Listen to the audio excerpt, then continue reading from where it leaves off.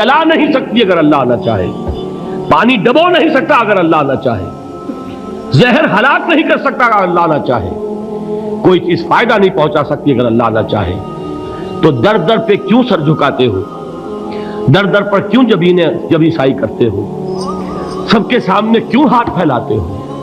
ایک اللہ سے مانگو، ایک اللہ کے سامنے زمین پر اپنی جبین رکھو۔ لا فاعل فی الحقیقت ولا مؤثر الا اللہ۔ نظر آتا ہے ہمیں کہ پانی پیاس بجھا دیتا ہے، پیاس بجھانے کی صلاحیت پانی میں نہیں ہے، اللہ کے اذن سے۔ کھانا بھوک مٹا دیتا ہے، بھوک مٹانے کی صلاحیت کھانے میں نہیں ہے، اذن رب میں ہے۔ دیکھیے یہی یقین تھا حضرت موسیٰ علیہ السلام کا واقعہ یاد کیجئے۔ سامنے سمندر آ گیا ہے، قوم دیکھتی ہے پیچھے کہ گرد و غبار کا طوفان ہے۔ معلوم ہوا کہ فرعون اپنے لشکر سمیت آ گیا ہے۔ لشکر جب چلتا تھا تیز رفتاری کے ساتھ تو گرد و غبار کا جو طوفان اٹھتا تھا اس کا تصور کیجیے، اور لمحہ بلمحہ وہ قریب آ رہا ہے۔ پوری قوم نے کیا کہا؟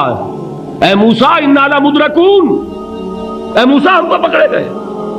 قرآن مجید نے تو یہاں وہ باتیں نہیں لکھی ہیں، لیکن تورات میں یہ درج ہے کہ بنی اسرائیل جھگڑنے لگے، دست و گریبان ہو گئے موسیٰ کے ساتھ۔ موسیٰ ہمیں یہاں مروایا لا کر، اس سے تو ہم ہی بہتر تھے، وہاں کھانے کو ملتا تھا، زندگی تو تھی، بیگار ہم کر رہے تھے، موت تو نہیں تھی۔ اب جو کچھ ہوگا اس کا تصور کرو، جس طریقے سے ہمارے ٹکڑے اڑائے جائیں گے۔ تو لڑ رہے ہیں حضرت موسیٰ علیہ السلام سے، یہ تورات کی تفصیل ہے۔ قرآن میں صرف اتنا آیا ہے، پریشان ہو کر انہوں نے کہا انا لمدرکون، موسیٰ ہم تو پکڑے گئے۔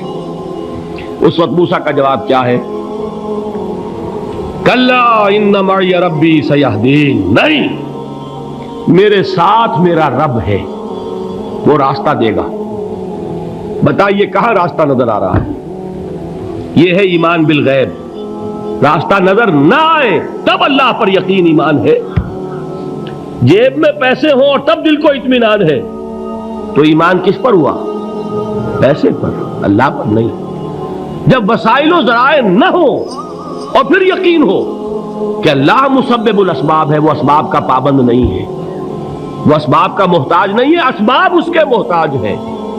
اگر یہ یقین ہے تو اللہ پر ایمان ہے، یہ نہیں ہے تو تمہارا ایمان اسباب پر ہے، وسائل پر ہے، ذرائع پر ہے، مادیات پر ہے، اللہ پر نہیں۔